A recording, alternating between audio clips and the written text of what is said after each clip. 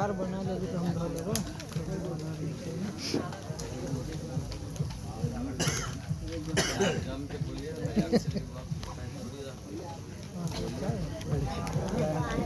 अल्हम्दुलिल्लाह अल्हम्दुलिल्लाह रब्बिल आलमीन वल आक़िबतु लिल मुत्तक़ीन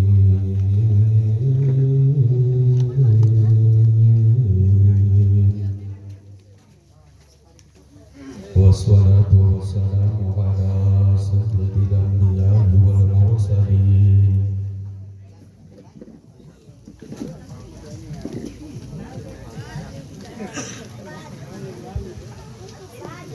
الذي كان نبيا وآدم بين الماء والطين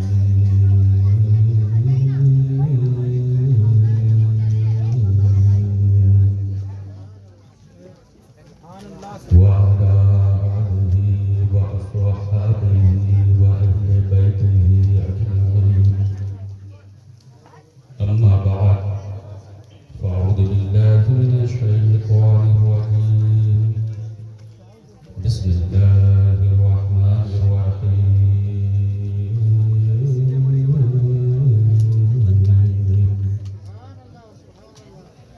يا أيها الذين آمنوا اتقوا الله وكونوا مع الصادقين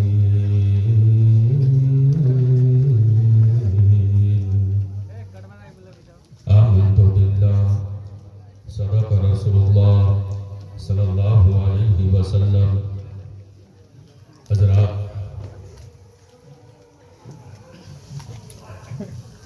بہت دیر سے آپ حضرات نعت و منقبت کے اشعار اور تقریریں سماعت کر رہے تھے. منبر نور پر جماعت اہل سنت کے مقتدر مستند شخصیات جلوہ بار ہیں جن کے دم قدم سے علاقائی طور پر، صوبائی طور پر، ضلعی طور پر دین و سنیت کے پرچم ہرسو لہرا رہے ہیں. ہماری ماں اور بہنیں بھی بیٹھی ہوئی ہیں. اللہ کی بارگاہ میں دعا ہے اللہ تبارک و تعالی ہماری ماں اور بہنوں کو کنیز فاطمہ بنائیں اور حضرت رابعہ بصریہ کے کردار کے آنگن میں بیٹھ کر شریعت کے جلبوں کے پانی سے نہانے کی توفیق بخشے. آپ لوگ ٹھنڈے ہو گئے؟ ٹھنڈے نہیں ہوئے نا؟ گرم رہی. جس طرح ربیع الاول شریف میں گرم تھے اور 2.25 گھنٹہ بلوائے تھے، اگر گرم رہیں گے تو ہم میرا انجن تو آدھا گھنٹہ کے بعد گرم ہوتا ہے، لیکن آج میں صرف 5 منٹ میں انجن گرم کر دوں. میرے استاد محترم حضور تاج الشریعہ کہتے ہیں جہاں بانی عطا کر دے بھری جنت ہبا کر دے. جہاں بانی عطا کر دے بھری جنت ہبا کر دے. نبی مختار کل ہے جس کو جو چاہے عطا کر دے. سبحان اللہ. بہت اچھے ماشاء اللہ. زندہ باد. کہنے کی ضرورت نہیں پڑ رہی ہے کہ آپ سبحان اللہ کہیے، کیونکہ جو سبحان اللہ کہتا ہے.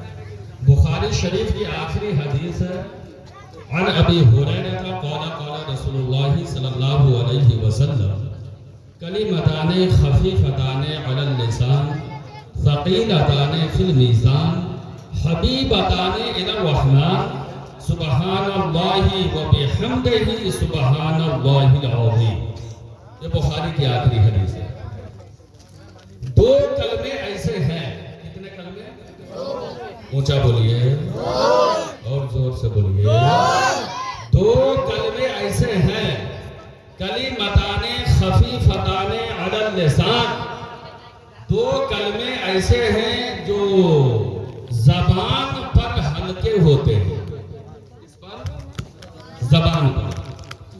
اور میزان پر بہت بھاری ہوں گے اور رحمان کے نزدیک بہت پیارے ہیں.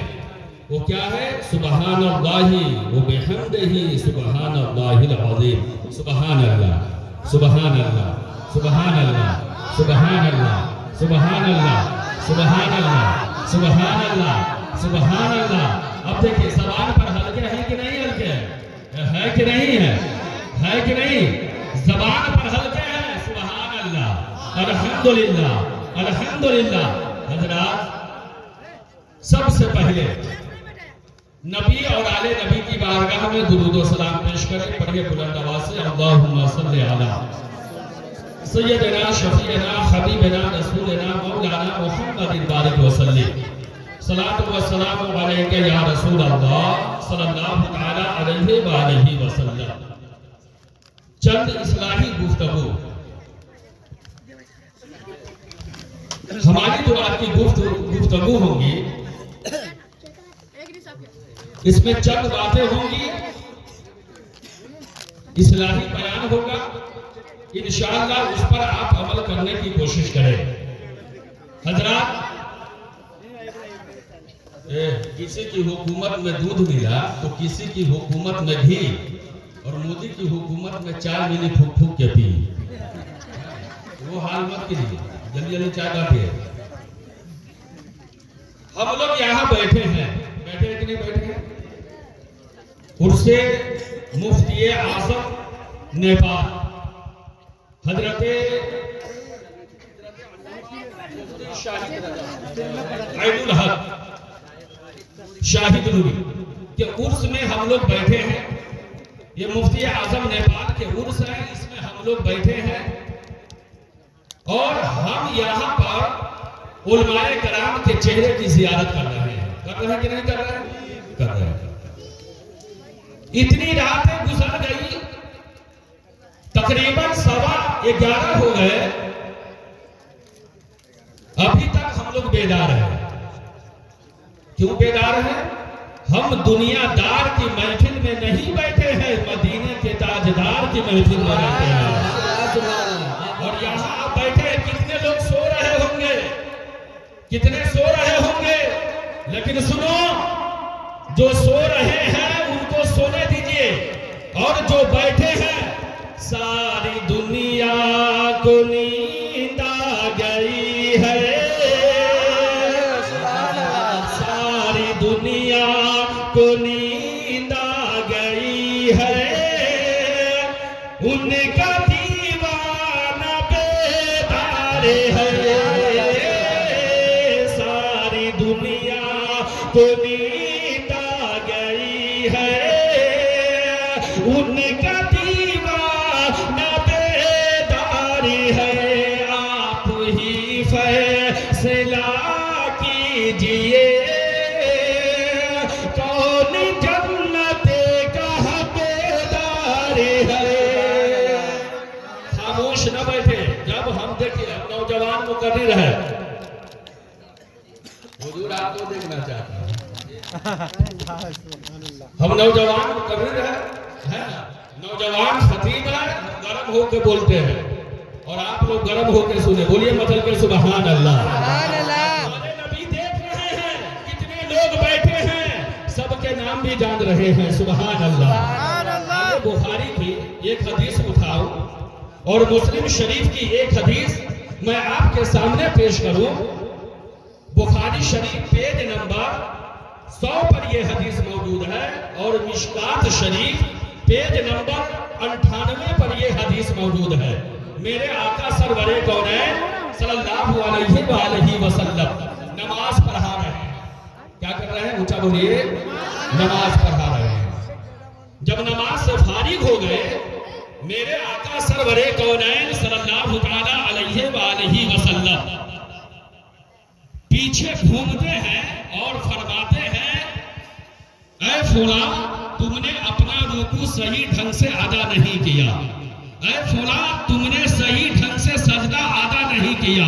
میرے نبی فرماتے ہیں، ہل ترون قبلتی ہا ہونا فواللہ ما یخفی علی رکوعکم ولا خشوعکم انی لاراکم من وراء سحری.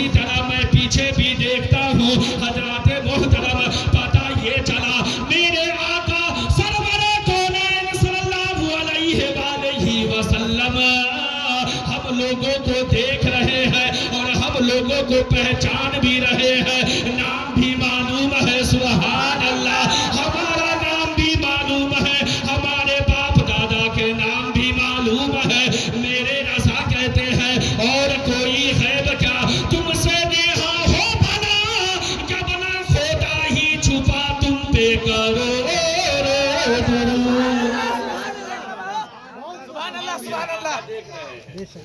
اور ہم لوگوں کا عقیدہ ہے میرے نبی قبر میں زندہ ہوئے۔ سبحان اللہ، عقیدہ ہے کہ نہیں ہے؟ آج کچھ لوگ بدیش جاتے ہیں اور وہاں سے آتے ہیں تو طرح طرح کے سوالات کرتے ہیں، سینے پر ہاتھ باندھتے ہیں۔ جمعہ میں ہماری تقریر ہوئی تھی نا سینے پر ہاتھ باندھنے کے تعلق سے، ہم نے کیا کہا تھا جمعے میں؟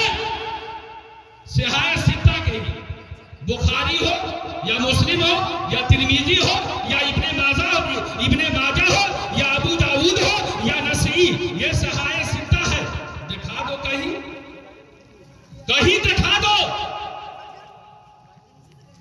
سینے پر ہاتھ باندھنے کے تعلق سے حدیث مرد کے لیے۔ اور یہ بھی سن لیجئے میں علمی تقریر نہیں کرنا چاہتا ہوں، لیکن ایک دو باتیں ہیں جو میں آپ کے ذہن تک میں بیٹھا دینا چاہتا ہوں۔ کچھ ہمارے نوجوان ہیں بدیش سے آتے ہیں تو سینہ پر ہاتھ باندھتے ہیں اور کہتے ہیں کہ آپ سینہ پر کیوں ہاتھ باندھتے ہو؟ تو کہتے ہیں حضرت ہم بدیش میں جاتے ہیں نا تو وہاں دیکھتے ہیں امام صاحب بھی وہاں کے یہیں پر ہاتھ باندھتے ہیں اور وہاں کے لوگ بھی یہیں پر ہاتھ باندھتے ہیں سینہ پر۔ سنیے حدیث کی جتنی بھی کتابیں ہیں ساری کتابوں کو اٹھا کر آپ دیکھ لیں، سینے پر ہاتھ باندھنے کے تعلق سے مردوں کے لیے کہیں حدیث نہیں ملے گی۔ لیکن سنو ان لوگوں سے آپ پوچھئے کہ آپ جو ہے کہاں سے دلیل لاتے ہیں؟ تو یہ لوگ کہتے ہیں ہم ابن خزیمہ سے لاتے ہیں، لیکن سنیے وہاں پر جو میرے نبی نے فرمایا ہے وہ عورتوں کے لیے فرمایا ہے کہ عورتیں جو ہے وہ سینے پر ہاتھ باندھے، اور مردوں کے لیے یہ ہے کہ وہ ناف کے نیچے ہاتھ باندھے۔ وہ لوگ عورت سمجھتے ہیں ہے نا، ہم لوگ اللہ کا کرم ہے کہ نہیں کہ ہم لوگ جو ہے اہل سنت اور جماعت ہے، ہم لوگ سنی نہیں ہے، سنی ہے۔ کیا ہے؟ ہم لوگ سنی ہے، کیا ہے؟ سنی ہے، ٹنی نہیں ہے۔ اور یہ بھی سن لیجئے کہ سنیوں کا عقیدہ ہے کون دیتا ہے دینے کو منہ چاہیے، دینے والا ہے سچا ہمارا نبی، دینے والا ہے سچا، زور سے بولیے، ہاتھوں کو اٹھا کر بولیے، دینے والا ہے سچا ہمارا نبی۔ اب آئیے کچھ باتیں ہیں جو میں آپ کے سامنے رکھوں۔ اعلیٰ حضرت فتاوی رضویہ جلد نمبر 12 پیج نمبر 239 پر ایک روایت تحریر فرماتے ہیں، سنیے۔ حضرت سید احمد کبیر رفاعی 555 ہجری میں زیارت حرمین طیبین کے لیے مکہ مکرمہ تشریف لے گئے، حج کے لیے مکہ مکرمہ تشریف لے گئے، اور جب حج سے فارغ ہو گئے مدینہ منورہ میرے نبی صلی اللہ علیہ وسلم کے روضے پر حاضری دی، میرے نبی کے روضے پر حاضری دی، اور انہوں نے یہ قصیدہ پیش فرمایا جس کا یہ شعر قابل ذکر ہے۔ فی حالت بود روحی کنت ارسلها تقبل الارض عنی وہی نائبتی وہذہ نوبت الاشقاء قد حضرت فامدد یمینک کی تہدی بہا شفتی۔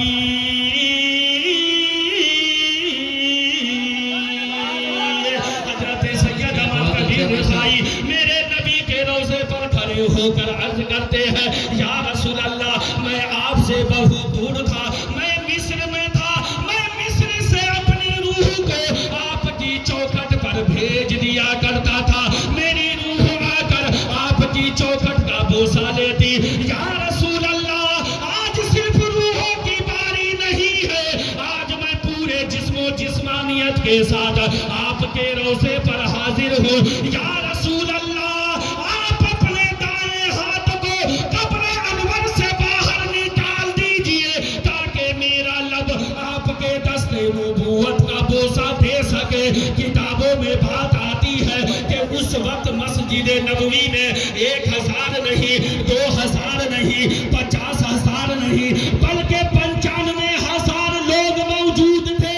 سب نے دیکھا کہ میرے آقا جناب محمد رسول اللہ صلی اللہ علیہ وسلم حضرت سید احمد کبیر رفاعی کے لیے اپنے دائیں ہاتھ کو قبر انور سے باہر نکال دیتے ہیں، اور حضرت سید احمد کبیر رفاعی میرے نبی کے دست نبوت کا بوسہ لیتے ہیں۔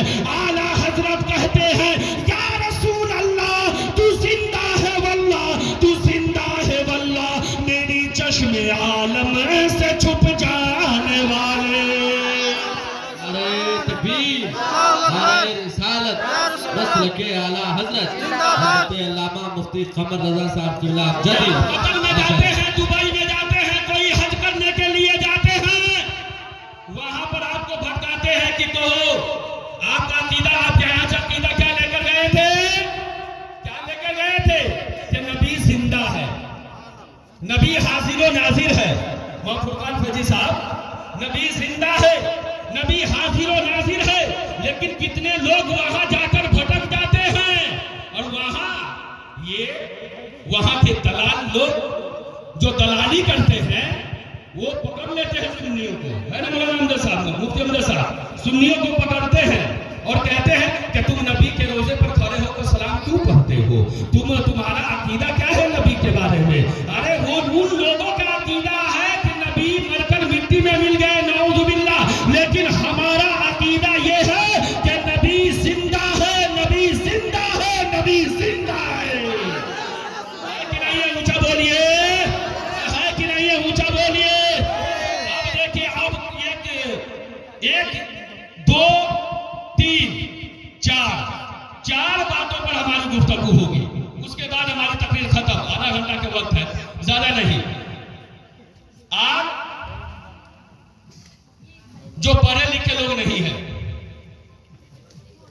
دنیاوی تعلیم آپ جتنی زیادہ حاصل کر لیں، دنیاوی تعلیم میں آپ S P, D S P, collector بن جائے، اگر آپ کے ساتھ دینی تعلیم نہیں ہے تو آپ کب گمراہ ہو جائے اس کا کوئی ٹھکانہ نہیں ہے کہ نہیں؟ دینی تعلیم ضروری ہے۔ یہ شاہدیہ اس مدرسے کو مفتی اعظم نیپال حضرت علامہ مفتی عین الحق صاحب نے قائم کیا۔ یہاں دینی اور دنیاوی دونوں پڑھائی ہے کہ نہیں ہے کہ نہیں؟ بولیے نا۔ اور ہر مدرسے میں دینی دنیاوی دونوں پڑھائی ہے، اکثر مدرسوں میں دینی اور دنیاوی دونوں پڑھائی ہوتی ہے۔ اب یہاں پر میں آپ کو بتاؤں دینی پڑھائی سے کیا فائدے ہیں۔ ایک حدیث کے ذریعے میں آپ کو سمجھانا چاہتا ہوں، بولیے مچل کے سبحان اللہ۔ کتنے لوگ حدیث سنا چاہیں گے؟ بولیے مچل کے سبحان اللہ۔ ہم کوئی گیتا رامائن نہیں پڑھ رہے ہیں، میں نبی کی حدیث پڑھ رہا ہوں، بولیے سبحان اللہ۔ وہ حدیث حضرت ابو دردہ رضی اللہ تعالی عنہ، یہ صحابی رسول ہے، عن ابی دردہ قال سئل رسول اللہ صلی اللہ علیہ وسلم ما حد العلم الذي اذا بلغه الرجل كان فقيها، فقال رسول الله صلی اللہ علیہ وسلم من حفظ على امتی 40 حدیثا فی امر دینها بعثه اللہ فقیها وکنت له یوم القیامت شافعا وشہیدا۔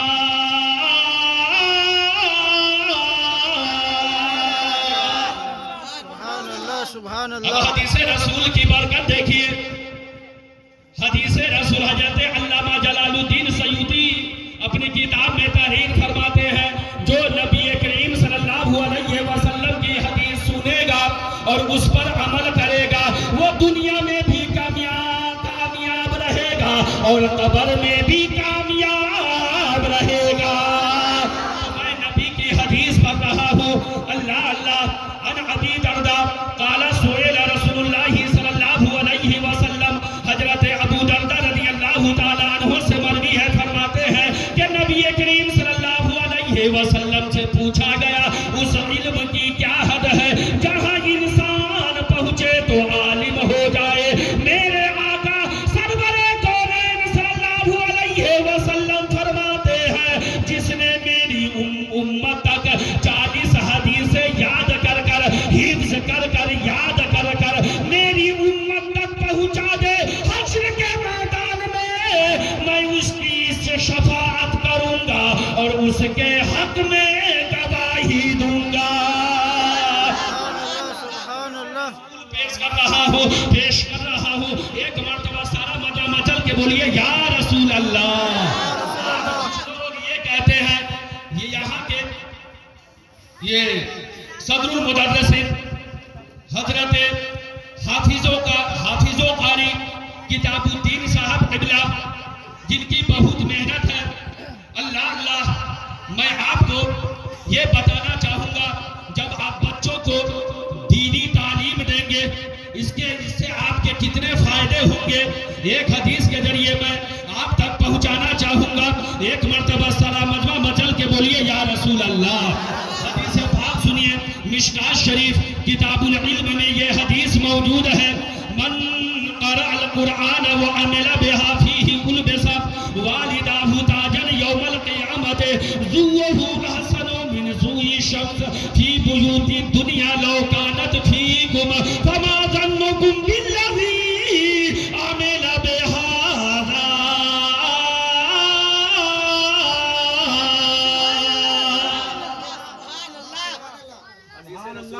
کیا ہے؟ اونچا بولیے کیا ہے؟ حدیث رسول بولیے مچل کے، اور مچل کے بولیے، دونوں ہاتھوں کو ہواؤں میں لڑا کر بولیے یا رسول اللہ۔ حدیث رسول۔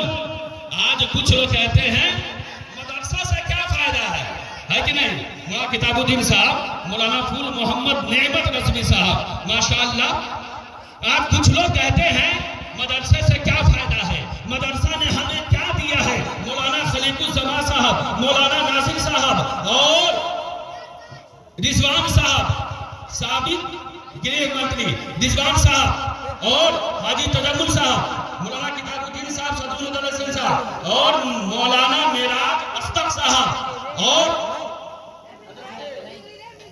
حضرت علامہ قیس صاحب قبلہ۔ آج کچھ لوگ یہ کہتے ہیں کہ مدرسہ نے ہمیں کیا دیا، مدرسے سے ہمیں کیا فائدے ہیں؟ سنیے، یہی مدرسہ ہے جس نے ہمیں ابو بکر صدیق دیا، یہی مدرسہ ہے جس نے ہمیں عمر فاروق دیا، یہی مدرسہ ہے جس نے ہمیں حضرت علی کو دیا، یہی مدرسہ ہے جس نے ابو ہریرہ کو دیا۔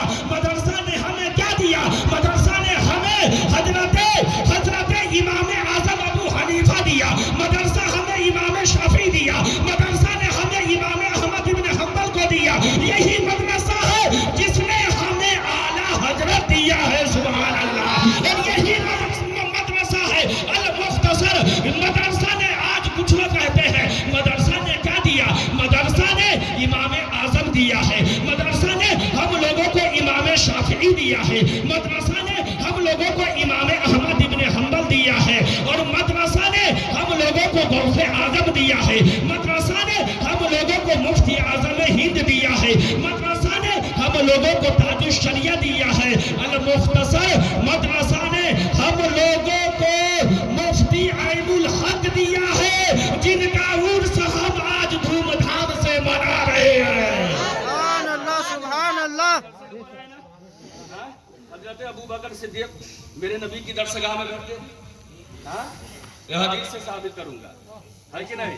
حضرت عمر فاروق میرے نبی کی درسگاہ میں بیٹھتے تھے، کہتے ہیں کہ مدرسہ نے کیا دیا، کیا دیا؟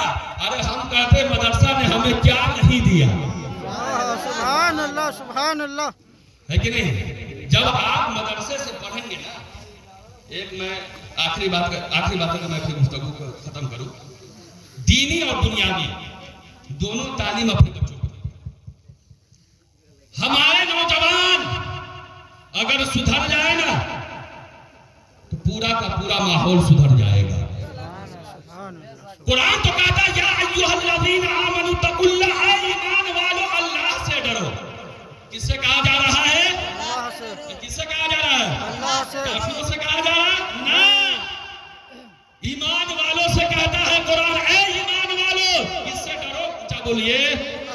لیکن یہ آج کا مسلمان ہے، یہ آج کا ایمان والا ہے، جب گھر میں شادی ہوتی ہے گانے بجاتے ہیں، ہندی گانے، بھوجپوری گانے، بغل میں مسجد ہے، بغل میں مدرسہ ہے اور شادی بیاہ ہے، ہم بار بار منع کرتے ہیں، مسجد میں بھی کہتے ہیں ارے گانا مت بجاؤ، یہ گانا بجانے سے تمہیں گناہ ملے گا، لیکن یہ مسلمان، کچھ مسلمان ایسے ہیں جو سدھرنے کا نام نہیں لیتے ہیں۔ میں اس عرس مبارکہ سے ایک پیغام دینا چاہتا ہوں، ارے میں بوڑھے لوگوں کو کچھ نہیں کہوں گا، میں بوڑھے لوگوں سے یہ بوڑھے لوگ، ان کا ایک پاؤں تو قبر میں ہے اور ایک پاؤں دنیا میں ہے، یہ کب چلے جائے کوئی ٹھیک نہیں ہے ایک اندازے کے مطابق، لیکن غور سے سنیے گا، میں نوجوانوں سے کہنا چاہوں گا کہ آپ اگر سدھر جائیں گے، کہیں بھی شادی ہوگی وہاں بھوجپوری گانا نہیں بجے گا، وہاں ہندی گانا نہیں بجے گا، یہ ہمارے کچھ نوجوان کہتے ہیں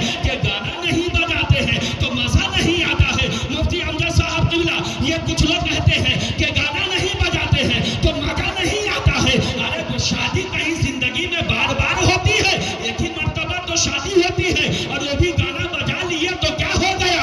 ارے کان کھول کر سن لو مسلمانوں، تم گانا مت بجاؤ شادی بیاہ میں، تم جو ہے نہ ہندی گانا بجاؤ نہ بھوجپوری گانا بجاؤ، اے نوجوانوں اگر آپ سدھر جاؤ گے تو وہ گھر جس گھر سے ہندی گانے کی آواز آ رہی ہے، جس گھر سے بھوجپوری گانے کی آواز آ رہی ہے، اگر آپ سدھر جاؤ گے، اگر آپ کام کرنا شروع کر دو گے، یہ نوجوان کمیٹی بنا کر کام کرنا شروع کر دے تو کہیں سے جو ہے شادی بیاہ میں ہندی اور بھوجپوری گانے کی آواز نہیں آئے گی، بلکہ آواز آئے گی تو یہی آواز آئے گی، سب سے اعلیٰ وہ والا ہمارا نبی، سب سے بالا وہ والا ہمارا نبی، اپنے مولا کا پیارا ہمارا نبی، دونوں عالم کا دلہا ہمارا نبی۔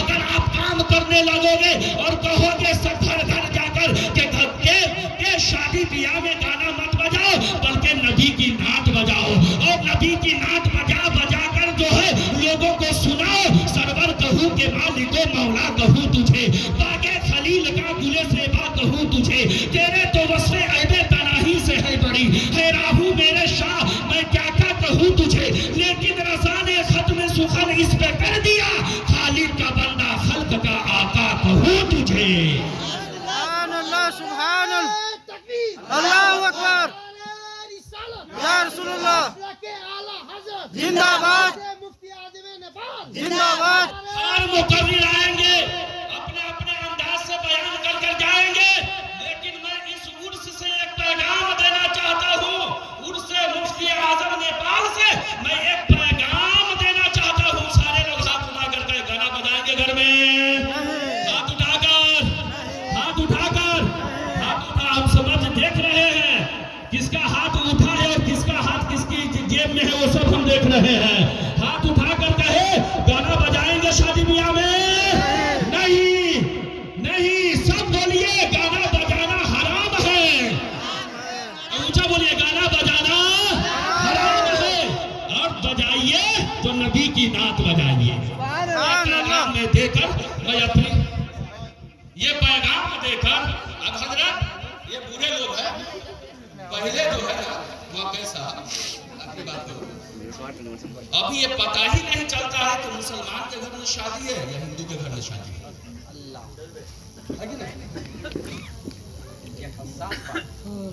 کیسے؟ ایک تو کفار و مشرکین اپنے گھر کے شادی بیاہ میں گانے بجاتے ہیں اور مسلمان بھی اپنے گھر میں کچھ مسلمان شادی بیاہ میں گانے بجاتے ہیں، ہے کہ نہیں ہے؟ اے مسلمانوں، یہ دنیا ہے، کب ہماری روح نکل جائے یہ ہمیں معلوم نہیں ہے، اس سے باز آ جائے، اور اگر آپ نے اس کو بند کر دیا، آخری بات، اگر آپ نے اس برائی کو بند کیا تو انشاءاللہ آپ کے اوپر رحمت و نور کی بارشیں ہوں گی، کیونکہ آج بیٹا دیکھ رہا کہ میرا باپ ناچ کر رہا ہے، لیکن امام صاحب نماز پر آ رہے تھے نا، تو ایک آدمی بولا حضرت ادھر آئیے، نہیں ادھر حضرت ادھر آئیے، امام صاحب کیا ہوا؟ اور امام بیچارہ اگر مقتدی کی بات نہ مانے تو کبھی ہوگا چغلخوری شروع ہے کہ نہیں؟ حالانکہ امام کے بارے میں آپ جان رہے ہیں الامام حاکم للقوم، امام قوم کا حاکم ہوتا ہے۔ امام صاحب نماز پڑھ رہا ہے، اے مولانا صاحب حضرات امام صاحب ادھر آئیے نا، ایک بات کہنی آپ کی طرح، جب امام صاحب آئے حضرات وہ دیکھ رہے ہیں وہ جو ڈانس کر رہا ہے حضرات وہ ہمارے بیٹا میں ہے۔ امام صاحب لا حول ولا قوت الا باللہ العلی العظیم، لوگ فخر محسوس کرتے ہیں، وہی بیٹا جس کو آپ ڈانس کروا رہے ہو نا وہی بیٹا تمہیں مار کے گھر میں سے بھگائے گا۔ یہ بھی سن لیجئے، اس پر جو ہے نا آپ قائم رہے، بولنے میں جو لغزش ہو گئی، اللہ وقت نہیں ہے، آدھا گھنٹہ کا وقت دیا گیا تھا ہے نا، مجھے ایسا لگتا ہے کہ 10 منٹ زیادہ ہی ہوگا۔ میں اللہ کی بارگاہ میں دعا اللہ تبارک و تعالی ہماری باتوں کو اپنی بارگاہ میں قبول عطا فرمائے، اور بولنے میں جو لغزش ہو گئی اللہ اپنے حبیب کے وسیلے سے ثواب عطا فرمائے۔ پڑھی میرے ساتھ مل کر استغفر اللہ ربی من کل ذنب واتوب الیہ، اشہد ان لا الہ الا اللہ واشہد ان محمدا عبدہ ورسولہ۔ السلام علیکم۔